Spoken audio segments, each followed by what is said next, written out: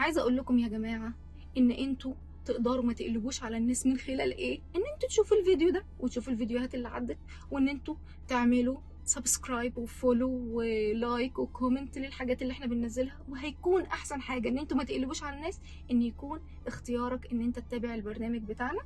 وهنتظر تعليقاتكم في الكومنتات حوالين الناس اللي بتقلب على الناس اللي تعرفها في حياتها. ولو عايز تحمي نفسك من ان انت ما يتقلبش عليك او تقلب على اللي قدامك، حاول ان انت تشوف الاسباب اللي انا قلتها والحلول اللي انا قلتها، وتقول لنا رأيك ايه. ويا رب يكون الفيديو يغير بس فيك 1% او في اي حد. يكفى ان انا عملت مجهود وعرفت ان انا ما ينفعش اقلب على اللي قدامي بالطريقة دي. قبل ما انتوا بتستفادوا انا بستفاد من ان انا ما ينفعش اقلب على اي حد، ان انا ادي مليون فرصة للشخص زي ما ربنا بيعمل معانا، ان هو بيدينا مليون فرصة من خلال ان احنا عايشين لسه عايشين وجوانا كل العيوب دي كلها. هنتظر تعليقاتكم وهنتظر ان انتوا تتابعوا كل جديد من الفيديوهات اللي هنزلها، وعايزه اعرف ارائكم.